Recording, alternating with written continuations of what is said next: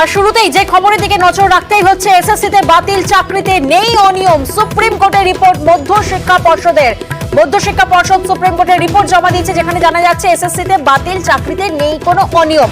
প্রতিনিধি অর্ণব এই মুহূর্তে আমাদের সঙ্গে রয়েছেন। অর্ণব, এই রিপোর্টে ঠিক কি কি বিষয় উল্লেখ করা রয়েছে? দেখো, কোনো যোগ্য অযোগ্যের কোনো ডিফারেন্স নাই। কোনো যোগ্য অযোগ্য যেটা খুঁজে বার করার জন্য সুপ্রিম কোর্ট বারবার পর্যবেক্ষণ রাখছিল এবং মঙ্গলবার দিন চূড়ান্ত শুনানি রয়েছে 26,000 চাকরি বাতিল মামলা এসএসসি সুপ্রিম কোর্টে।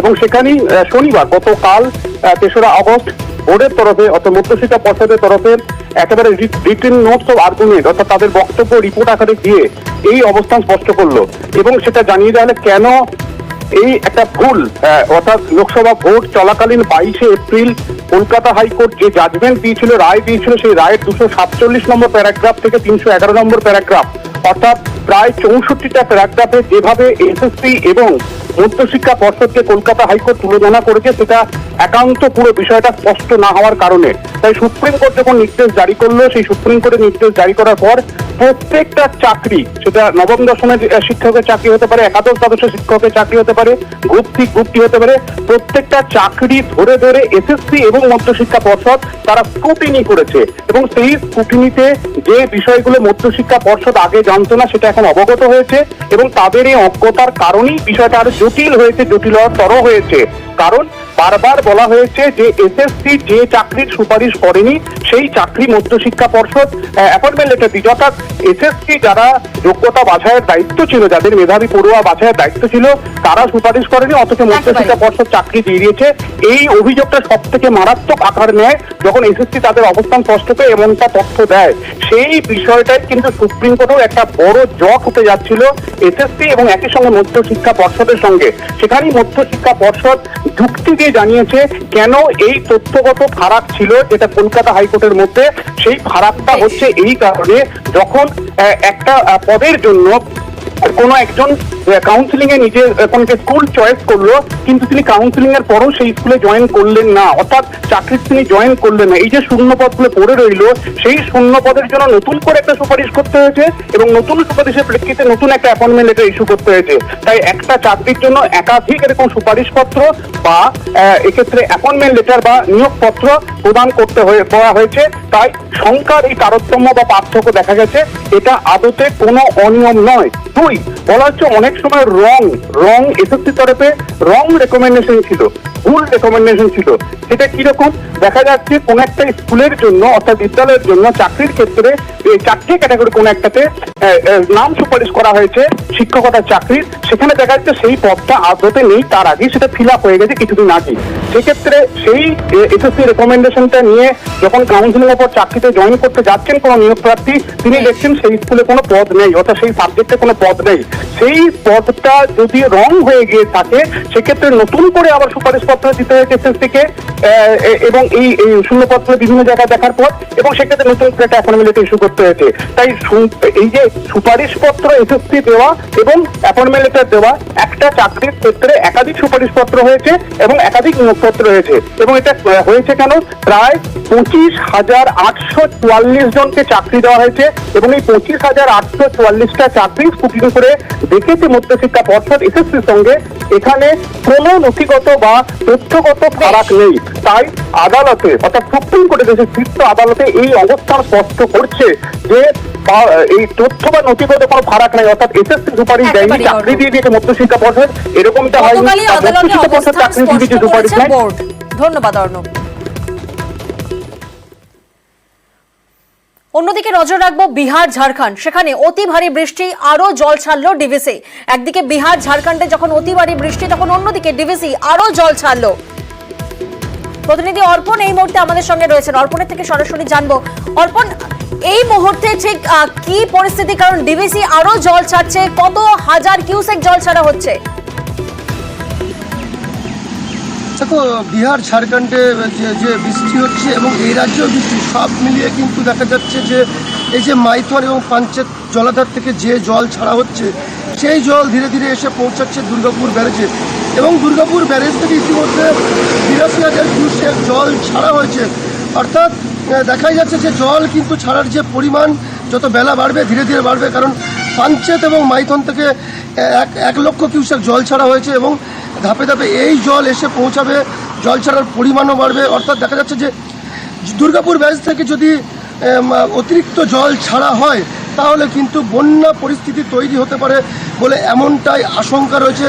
ইতিমধ্যেই কিন্তু আমতা, উদয়নারায়ণপুর এই অঞ্চলগুলি দেখা যাচ্ছে যে বন্যা পরিস্থিতি অর্থাৎ বানভাসী বলা যেতেই পারে, এবং জল ছাড়ার পরিমাণ যদি বাড়ে তাহলে কিন্তু বন্যা পরিস্থিতির একটা আশঙ্কা রয়েছে এবং প্লাবিত হওয়ার আশঙ্কা রয়েছে। হাওড়া, হুগলি, বাঁকুড়া, দুই বর্ধমান জেলা এই এলাকাগুলি কিন্তু প্লাবিত হওয়ার একটা বড় আশঙ্কা দেখা দিয়েছে, কারণ দামোদরের যে নিচে যে জেলাগুলি একেবারে ডিভিসির জলে নতুন করে রাজ্যের একাধিক জেলায় বিপদের আশঙ্কা। ঠিক যেমন হাওড়ার জগৎবল্লভপুর, সেখানেও ডিভিসি ছাড়া জলে বিপত্তি। হাওড়ার জগৎবল্লভপুরে একাধিক জায়গায় বাড়ছে জল, ভাঙলো একাধিক বাঁধ। যে ছবি আপনাদেরকে দেখাচ্ছি, জগৎবল্লভপুরের পাতিহালের হাবিজপুর এলাকায় বাঁধ ভেঙে যায়, রাত ভর চলে বাঁধ মেরামতির কাজ এবং বাঁধ ভেঙে যাওয়ায় এখনো বিচ্ছিন্ন একাধিক গ্রাম। প্রতিনিধি দেবাশিস এই মুহূর্তে আমাদের সঙ্গে রয়েছেন। দেবাশিস, যে ছবি আমরা দেখলাম রীতিমতো উদ্বেগজনক এক ছবি, যেখানে জগৎবল্লভপুরের একাধিক জায়গায় জল বাড়ছে, বাঁধ ভেঙে গেছে, বাঁধ মেরামতির কাজ এখন কোন পর্যায়ে এবং সর্বশেষ আপডেট কি?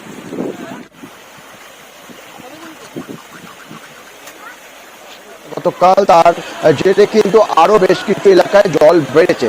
অর্থাৎ দামোদরের যে শাখা নদী থেকে একেবারে উলবেড়িয়া পর্যন্ত জগৎবল্লভপুর, পাতিয়াল, একেবারে পাঁচলা হয়ে সেটি যায়।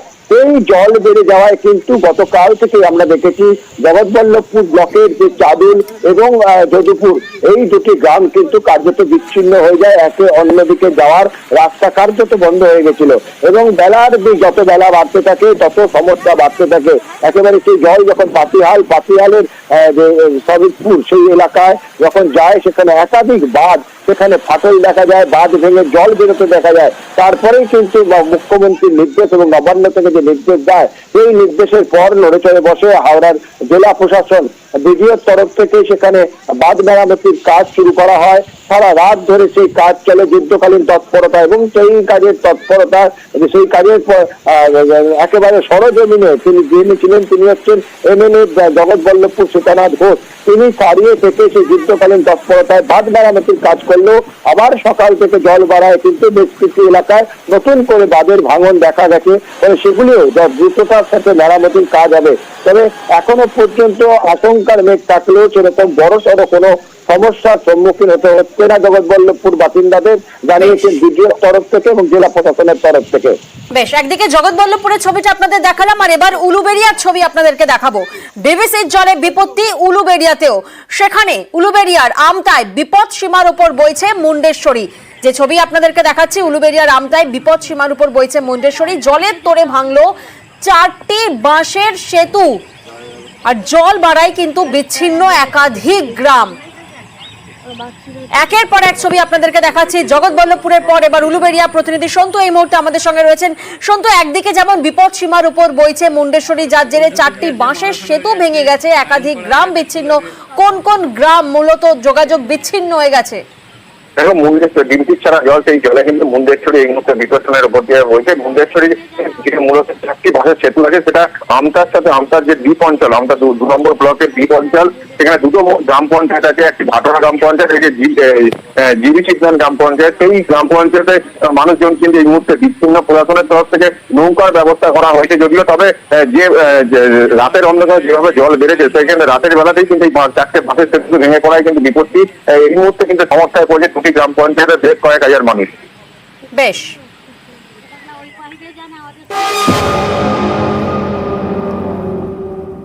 আর ডিভিসির জল ছাড়া নিয়েই তরজা শুরু হয়েছে। ম্যানমেড বন্যা চক্রান্তের অভিযোগ কুণাল ঘোষের।